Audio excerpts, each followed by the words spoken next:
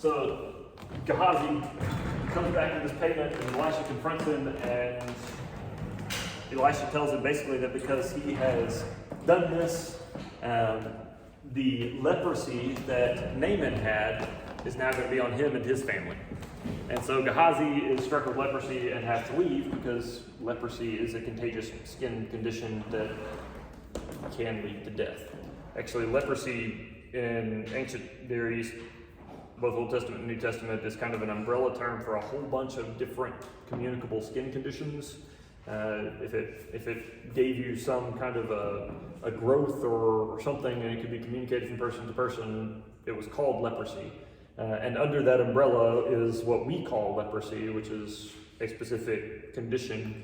And the result of leprosy is that you stop being able to feel pain in your extremities, which sounds like kind of a weird thing. And why is that a bad thing, right? If you can't feel pain in your extremities, isn't that kind of nice? But the end result is that you get wounds, you get cuts or scrapes or problems. Something breaks your skin, but you don't feel any pain, and so you don't take care of the wound. Normally, if you get a bad cut on your foot, you limp around for a few days because you're taking the weight off of it. You're trying to keep the weight off of it so that you can protect it, and so it has a better chance to heal and get better. Come on up here for the exam. Anybody else that came in late that needs to take the exam?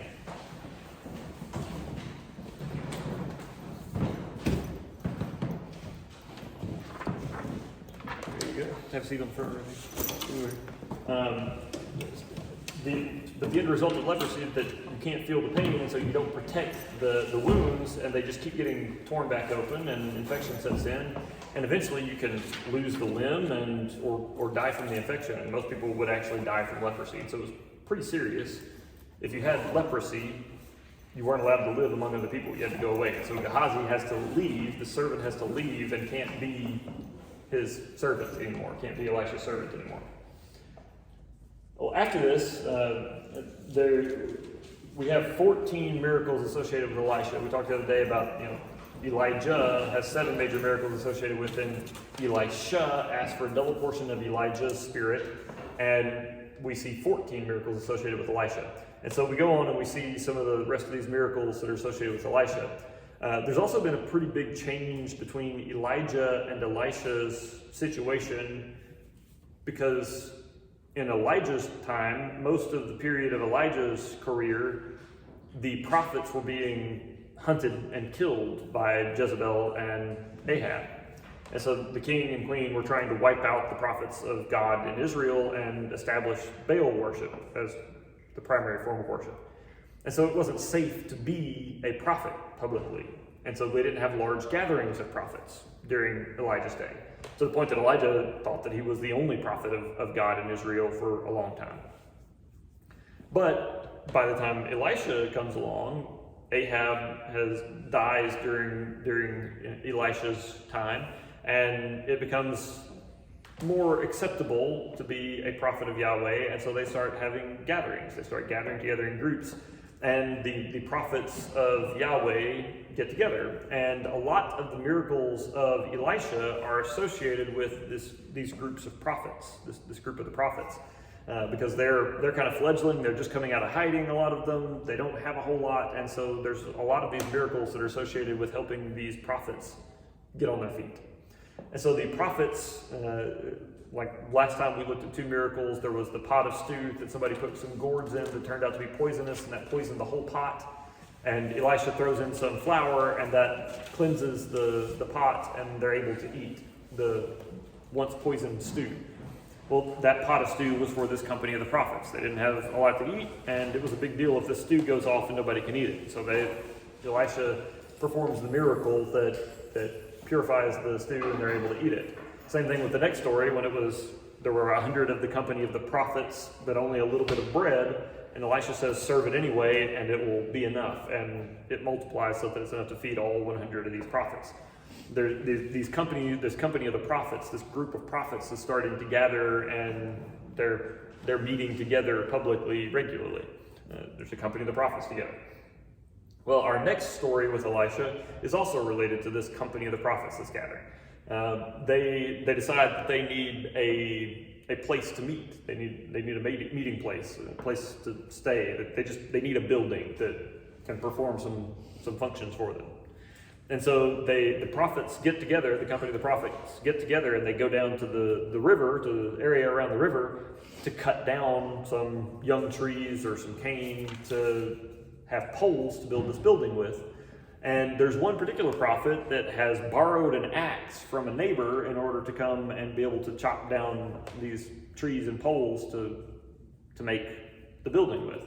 And as he's chopping away, suddenly the iron axe head on the axe goes flying off in mid-swing and plops into the river, sinks down to the bottom of the river.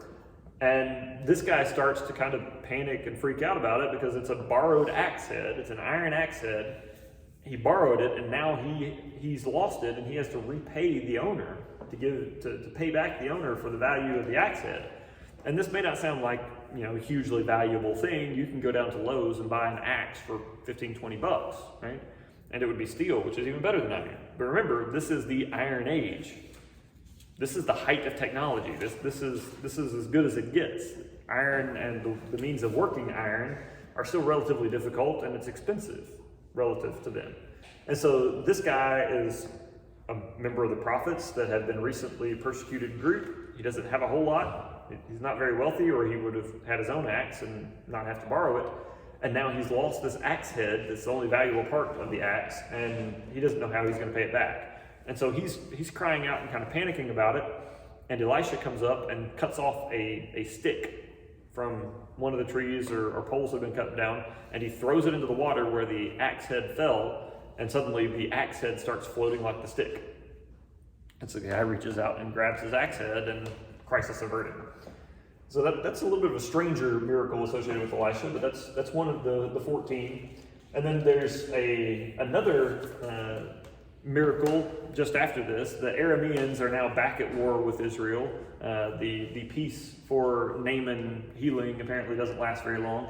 But the Arameans are back and attacking Israel, and the king of Aram is getting very frustrated because he can't seem to ever surprise the Israelites. All of his ambushes don't work. All of his surprise attacks seem to be known about beforehand. Basically, every strategy he comes up with for attacking the Israelites seems to fall apart because the Israelites know what's coming. And so he gathers his advisors and his commanders together, and he accuses them of treason. It's like, who is telling the Israelites what our plans are? Who has betrayed us and is informing the Israelites before we can get there? And his advisors come back to him and say, look, it's not us. There's this prophet in Israel. His name is Elisha. And his God tells him everything that you're planning. He can whisper the words that he can tell the words that you whisper in your own bedroom at night to the king of Israel anytime. And so that's why we can't get any of our plans to go off, or we can't have any secrets from them. That's Elisha is telling them. And so the king of Aram devises a new plan. This time the plan is to kill or capture Elisha.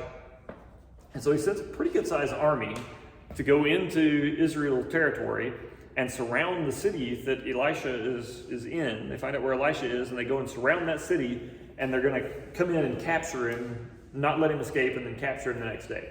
And Elisha, by this point, has another servant, not Gehazi, but another guy that's helping him. And this servant gets up and goes and sees this huge army, or pretty good sized army surrounding the city, and goes back to speak to Elisha and says, we're in trouble. There's a huge army surrounding the city. What are we going to do? I mean, we can't get out. We won't be able to sneak past them. What are we going to do? And Elisha says, basically, don't worry about it. There's more with us than there are with them. And this isn't mentioned in the text, but this is my imagination for the way this goes. The servant looks around. He sees several hundred tents out surrounding the city, an army of a few thousand surrounding them, keeping them from escaping. And then he looks around over here, and he sees it's just him and Elisha. There's nobody else there. So he's got to be wondering, did Elisha skip math class at prophet school or something? He's like, what's going on here? Because it's thousands and two. This does not seem to be more of us than them. And so Elisha looks at him and he prays and asks God to show the servant, open the servant's eyes so that he can see what Elisha sees. And then all of a sudden, the servant can see this army of spiritual beings, angels of some kind, some spiritual beings, an army of them surrounding the Aramean camp, surrounding the Aramean army. And indeed, there are more of them than there are the Arameans. And so, Elisha said, don't worry about it. There's more of us than there are of them. And then he prays and asks God to blind the Arameans, to strike them with blindness. And they're blind. Suddenly this whole Aramean army can't see anymore. And so then Elisha goes walking out amongst them, bold as you please, and says, hey, this is the wrong city. Y'all are in the wrong place. Follow me and I'll take you where you need to go. And so the whole Aramean army, blinded, starts following along, stumbling behind Elisha as he leads them into the capital city, Samaria, down the streets, right up to the king's palace, where there's a whole bunch of soldiers of Israel, and hands them over to the king and says, here you go, prisoners of war. Hands over a few thousand soldiers without having harmed any of them. And the king's immediate response is, well, what should I do with them? Should I kill them? Should I kill off all this army so they're not a threat anymore? Is that what you normally do with prisoners of war? No, you don't kill them off. Ransom them back to their master, give them something to eat and send them home. Don't kill them, ransom them back and send them home. And so that's what the king does, and his army goes back. And so Elisha ends up capturing this entire army by himself, by blinding them, by God blinding them, and then leading them into Samaria, into the capital city. Well, that's, that was nice, but then there's another situation a little later with the Arameans and the Israelites, and this one's going to get a lot darker. This time, the Arameans come in force and they besiege the capital city. They besiege Samaria. And the thing about siege warfare, or a city under siege, I think I've mentioned before, is the opposing army surrounds the city, and so you can't get people out or in. And you might be able to sneak a messenger out if you're very careful. Sometimes you can get a messenger out if you sneak them through at night, or you have some secret passages or something. You can get somebody out to get a message out. But the bigger deal is that you can't get supplies in. And most cities do not have food production capacity for all of the people in the city. In fact, almost no cities have food production capacity within the city limits or inside the walls. Instead, they rely on the outlying towns and farmers that live outside the city to bring their produce in, and that's how they feed the dense population inside the city. There may be a few growing plots of some kind inside the city, but usually very few, and it's not nearly enough to feed all the people. And so they depend on outside food. And so siege warfare, they surround the city and they keep any more supplies from getting in, and so the city starts to starve. And in some cases, cities don't have a good fresh supply of water inside for all the people, and so they can also start to dehydrate. Those usually go a lot faster. But during these sieges, people start to starve in the cities, and that's usually how the besieging army wins. They just camp out until the army in the city, or the people in the city can't take it anymore, and either the city will surrender or they'll try to break out of the city with an army and escape, or have some soldiers escape and be able to get food and bring it back. And that's usually the determination of who's going to win in this siege, is whether this army can break out or not. And so the besieging army has cut off Samaria, and for a long time there's no food coming in, and people start to get desperate. It's bad. The cost of food, with it being so scarce in the city, skyrockets until practically nobody can afford it. And basically the king and the nobles are eating a little, and the army still gets some rations, but everybody else is just fending for themselves and can't afford food. And it gets so bad that one day a woman comes to the king with a story that just tears him up. This woman comes and tells him that she and another woman had made an agreement together that they would, on one day, they would kill her son, her child, and then cook it and eat it. And then the next day they would kill the other woman's son and cook it and eat it in order to keep the rest of their families alive. And so the first day they kill the first woman's son and they cook and eat the child. And then the next day the other woman refuses to kill and cook her son. And so the first woman is going to the king to complain to the king that this woman has gone back on her word, gone back on her bargain.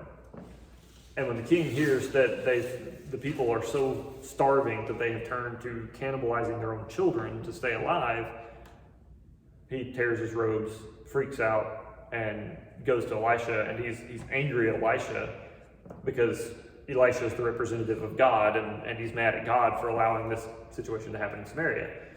But Elisha says, once again, don't panic, don't freak out. This time tomorrow, food will be so cheap in Samaria that everybody will eat. It'll cost next to nothing.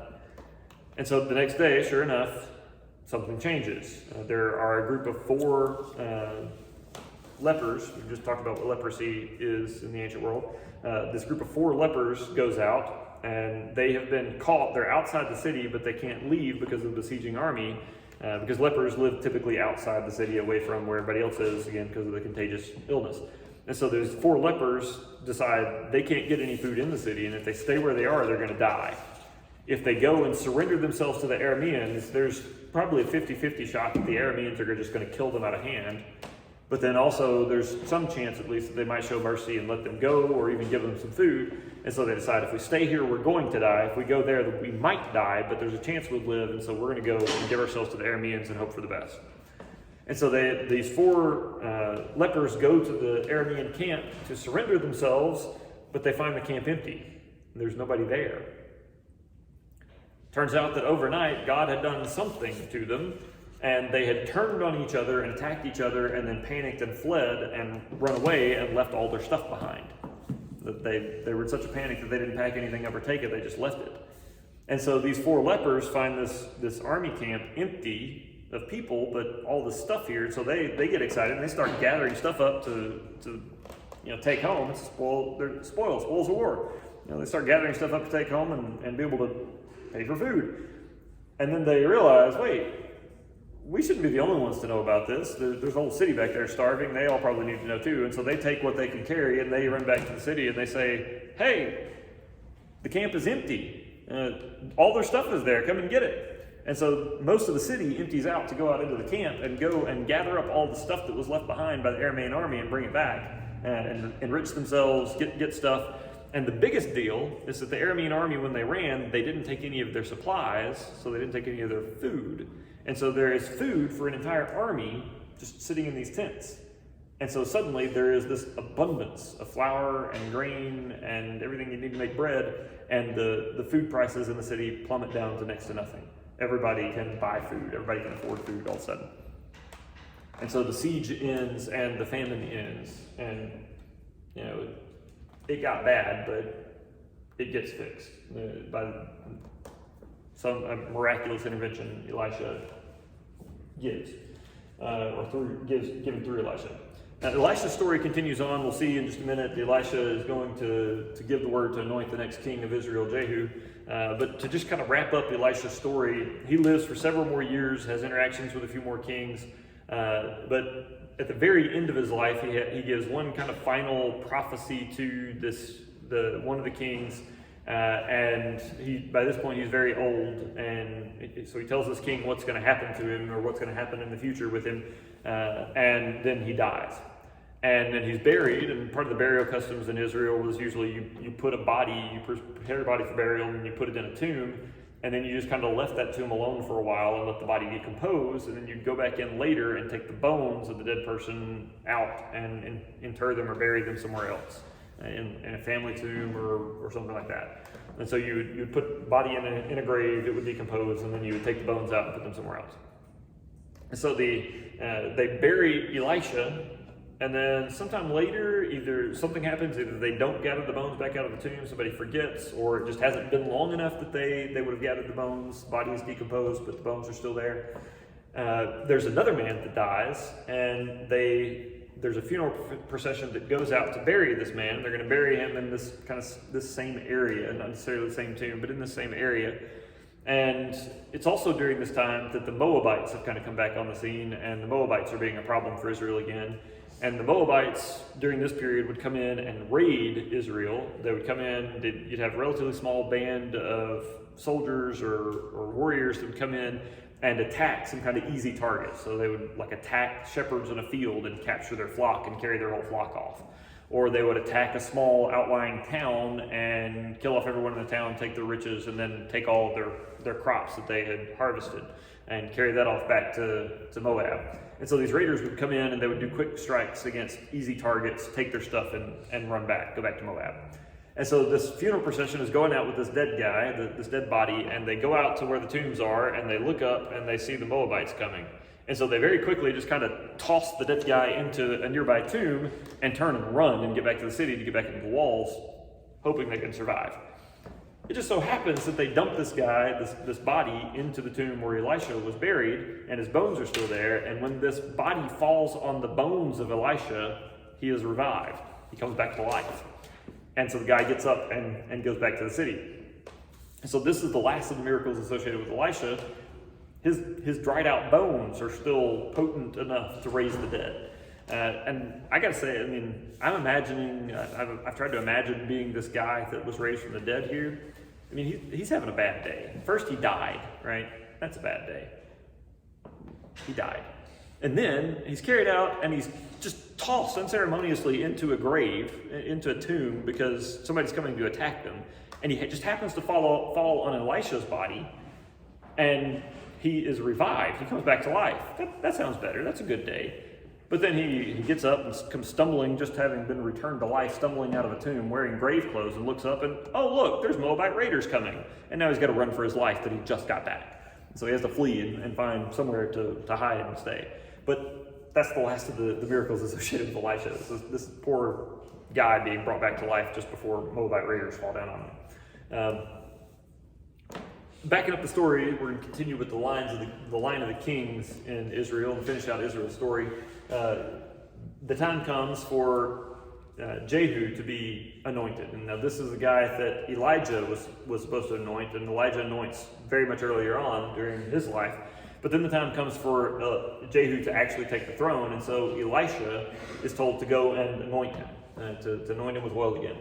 And so Elisha looks at one of the prophets in his company, the company of prophets kind of gathered around, and Elisha's leading them, and he gives him a flask of oil and says, go and anoint Jehu to be king over Israel, and remind him of all the things that God has said about Ahab and his family.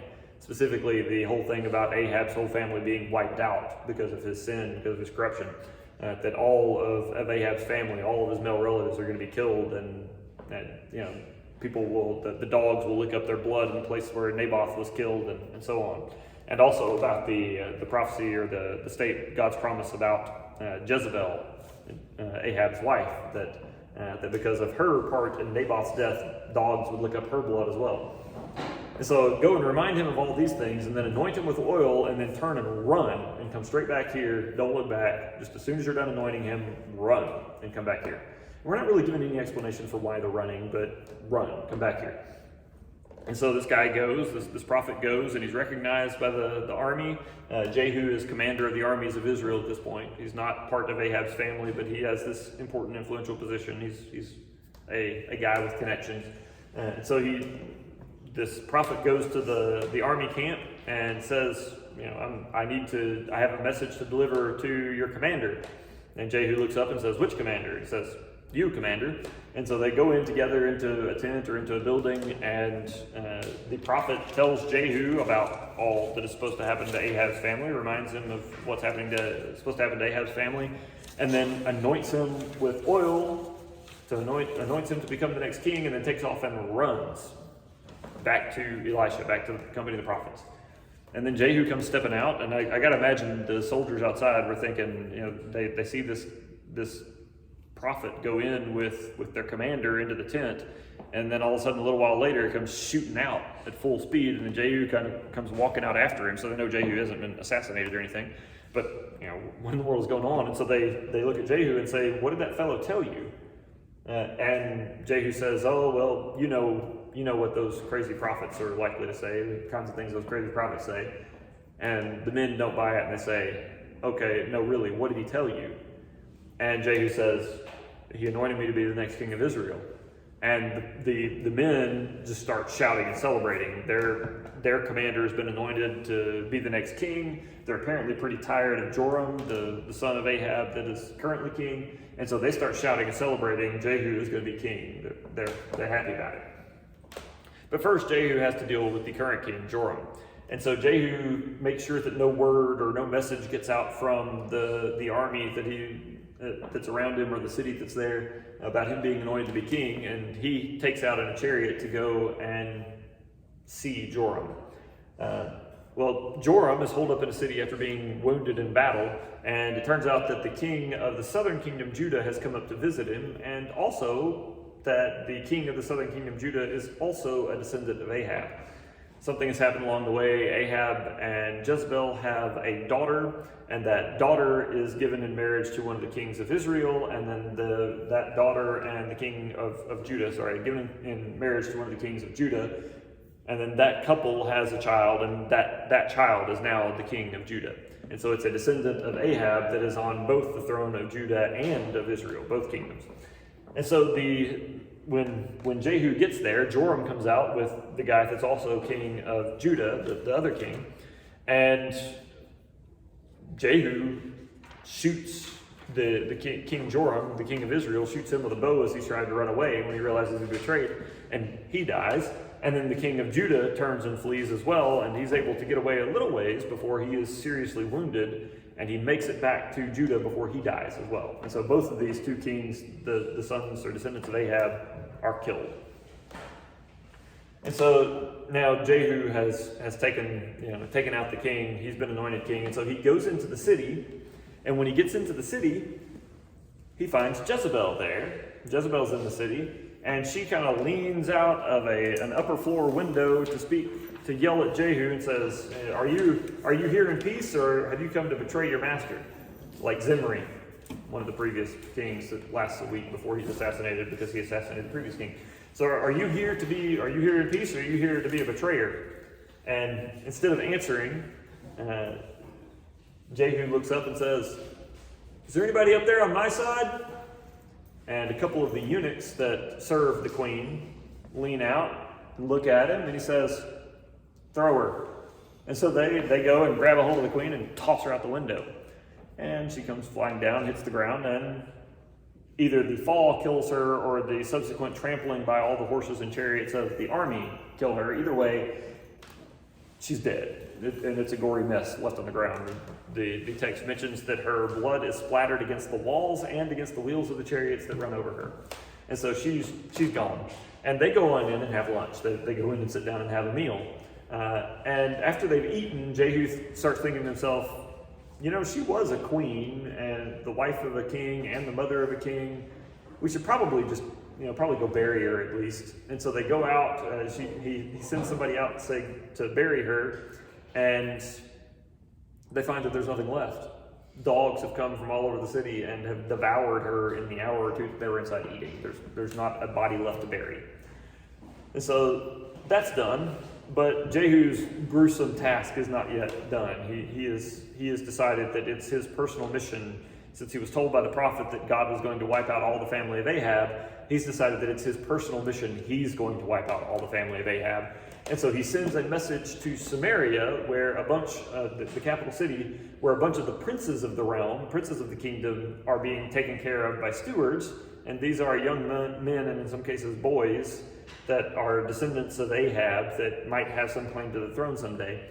And there's a group of 70 of them there in Samaria being taken care of. And he sends a letter in and says, you better crown the most able of those princes and put him on the throne and get ready to defend the city, because I'm coming and I'm going to attack the city and I'm going to kill those princes and take it over. And the stewards look and say, he's already killed 2 kings. There's not really anything we can do to stop him. So we should probably not anoint a king and put a king on the throne to try to resist him. And so instead they send a letter back and say, look, you've already killed off 2 kings. We are your servants. Tell us what you want us to do and we'll do it. We're on your side. And so Jehu sends back a letter and says, if you're really on my side, send me the heads of those 70 princes. And so the people that have been raising these princes slaughter them and behead them and send their heads to Jehu in baskets. And Jehu takes all the heads and makes 2 nice piles outside the city to make sure everybody knows what has happened and that all these descendants of Ahab are dead. And then there's one more slaughter of some people from Judah that come up that are related to Ahab. So he has very gruesomely wiped out all the family of Ahab now. But he's not done with his slaughtering. He decides that since God has given him the kingdom and the throne, there's one more thing he can do for God, and that's to get rid of the worship of Baal in Israel. And so he deceitfully tells all the worshipers of Baal in the kingdom that if Ahab worshipped Baal a little, Jehu will worship him much. Now, you thought Ahab was faithful to Baal. Wait till you see what I'm going to do. Come and gather at the temple of Baal here in the capital city, and we're going to have a celebration and a sacrifice for Baal that'll knock the socks off of anything Ahab ever did.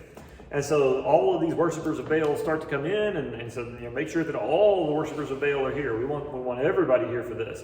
And so that all of these worshipers of Baal from all over the kingdom start coming in, and they gather in for the sacrifice that Jehu has promised. And he goes in and he says, now make sure that there aren't any worshipers of Yahweh here. Nobody that worships Yahweh should be in the building. They might taint the sacrifice or something. Make sure it's just Baal worshipers here. And so they make sure that there's nobody there that's not a worshiper of Baal. All of the Yahweh worshipers are out. And then he tells his men to surround the building and make sure nobody gets out. And then tells another group of them to go in and just start swinging. And so they go in and they start hacking down every worshiper of Baal in the building. And they kill off all of these thousands of worshipers of Baal in this temple of Baal in Samaria. And when they're all dead, when all the worshipers are dead and gone, he then takes the sacred stone that was part of the kind of central thing in this worship of Baal, part of the altar and the sacrifice to Baal, takes the sacred stone and brings it out of the temple, shatters it, and sets it on fire. And then they use the temple of Baal from then on as a public toilet, a latrine. And so everybody goes there to poop, because this is the Book of Kings and we can't have a full day lecture without a bathroom humor of some kind. It's just going to happen. And so everybody goes to poop in the temple to Baal now. And that's, finally Jehu's slaughter is done. He's killed, he's done all the mass murder he's going to do. There was kind of at the beginning some kind of intimation this was God, what God wanted him to do. Wanted him to wipe out the family of Ahab. But Jehu seems to really take to it. He seems to really, there's some things that you do that you don't really enjoy, but Jehu seems to really enjoy his work. Right? He seems to really enjoy his job. And it gets really downright terrifying by the end. But Jehu, and I mentioned the other day that the northern kingdom, Israel, never has a good king. They have all bad kings. There's just one that's kind of less bad. Well, that's Jehu. Jehu is the less bad king that I was talking about the other day. The one who actually tries to do some things for Yahweh, but he doesn't in the sacrifices that Jeroboam started, the worship at the altars at Dan and Bethel with the golden calves, all that thing. He keeps doing that. And even though he eliminates Baal worship and wipes out the family they have, he still doesn't get rid of this thing that's actually kind of the core or base problem of the northern kingdom that has been there all along. And so he's not a good king, he's just less bad than all the others. And because he's less bad than all the others, God promises that his family will reign for 4 generations. For the next four people, the next 4 kings will be his descendants. And sure enough, that's the way it goes. 4 generations of Jehu's family. And so he reigns for 28 years, and then when he dies, his son Jehoahaz takes the throne. And Jehoahaz is also pretty bad, and he brings back worship of Asherah, and so he builds this giant Asherah pole in Samaria, which is the kind of sacred symbol for Asherah. And so he doesn't bring back Baal worship, but he brings back the worship of this goddess that's closely associated with Baal, who's kind of Baal's wife or consort. And so Jehoahaz is bad, but he reigns for 17 years, and then his son Jehoash comes in, and he's also pretty bad, but he does at least recognize the authority of Elisha, and it's this guy that gets the final kind of prophecy from Elisha. And then there's the last of the kings in Jehu's line is Jeroboam II. There's a second Jeroboam. And this Jeroboam is extremely powerful, very, very good as far as political and military strength goes, but he's still very bad when it comes to all of the religious stuff and actually worshiping God. And so he has a very long reign, but he also ends up dying. And then his son Zechariah takes the throne, and Zechariah makes it 6 months before he's assassinated, and somebody else takes the throne. And then that assassin lasts for a month before he's assassinated, and somebody else takes the throne. And it's during this period of the end of Jehu's line and the multiple assassinations. It's during this period that we get our first of the prophets, the first of the written prophets. Most of you probably at least sort of know the story of Jonah the prophet. If you're familiar with VeggieTales, Jonah was a prophet. Ooh, ooh. There's a song there. And I highly recommend the movie. It's actually really good. You probably really enjoy it. But Jonah is a prophet, and he's the first of the prophets in the timeline, at least, that we get a written record of. But the book of Jonah, we're going to look at it on Friday along with the other prophets of the northern kingdom. The book of Jonah is weird among the books of the prophets because it's not a record of Jonah's prophecies. It's not a recording of the messages that God gave to give to the people, like all of the other Old Testament prophets are. All the rest of the books of the prophets are records of their prophecies. Instead, it's a short story about Jonah, and basically it's a short story about how terrible a prophet Jonah is. Again, we'll see it on Friday. It's probably not the way you've thought of it before. I promise you, it's definitely not going to be what you learned in Vacation Bible School as a kid. But the book Jonah is basically about how bad Jonah is, how bad a prophet Jonah is. And so this is the period when Jonah is active, during this time of the multiple assassinations, and also the coming of Assyria onto the scene. Because during this period, Assyria comes and attacks Israel and demands tribute. Basically, the king of Israel gathers together a whole bunch of money from among the most wealthy people in the kingdom and a lot of his own wealth and gives it to the king of Assyria to get him to stop attacking them.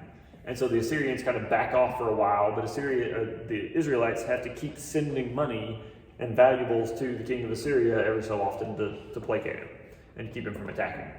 And that ends up stopping. There's a few more kings, and then we get to a guy named Pekah. And during Pekah's reign, the Assyrians decide the Israelites aren't keeping their end of the deal, and so they just come in and attack in a big way and attack the northern kingdom, the northern part of the northern kingdom, and capture a whole bunch of cities and take a whole bunch of people into captivity. And then under the next king, Hoshea, the Assyrians go all out. They decide that Israel has totally betrayed them. They go all out, and they take the capital city, Samaria, capture all the towns of Israel, and carry everybody off into captivity. And if you look in 2 Kings chapter 17, we get a summary of this, the last king of Israel, and then a summary of all the bad things that Israel had done that led to God allowing them to be carried off by the Assyrians, all the things that they did that led to their destruction. And then a story, a telling of what happens after Assyria wipes them out and carries them off. And so we see that Assyria takes all the people out, almost all the people out, and leaves only a few of the lowest class, the farmers and the shepherds behind to take care of the land. Everybody else is taken out, and then they import a whole bunch of other people from around the Assyrian Empire to settle the area, and they bring with them all of their gods and all of their idols that they worship wherever they're from. And so now they turn the northern kingdom, Israel, into the province of Samaria. They just lose the name Israel altogether, and they just name the area Samaria after the northern kingdom. And there's all of this forced importation and the bringing in of all the idols and the mixing of religion brings about these Samaritans that you know about in the New Testament. The Samaritans of the New Testament are the descendants of these people that are the mixed, left behind people from the northern tribes and the forced imported Assyrians with their imported gods and goddesses. And so they have very mixed up religion, very mixed up bloodlines, and that's why the Jews of the first century don't like the Samaritans of the first century. This is also, if you've ever heard of the lost tribes of Israel or the 10 lost tribes, this is how they get lost. There's not some great secret or some grand mystery about it. It's Assyria comes in and forcefully deports them. They also forcefully intermarry, and so it's just a few generations of being forced to intermarry and not able to gather as a people in their culture that the people of the northern kingdom lose their identity as the people of Israel, and they're just Assyrians now. And so the 10 northern tribes are just absorbed into Assyria and cease to exist in any meaningful way. So that's it. That's the end of the story of Israel. Now Judah is going to continue on for a while longer until they're taken over by Babylon, but we'll get to that story after we've looked at the prophets of the northern kingdom on Friday. That's it. I'm done. We got a few minutes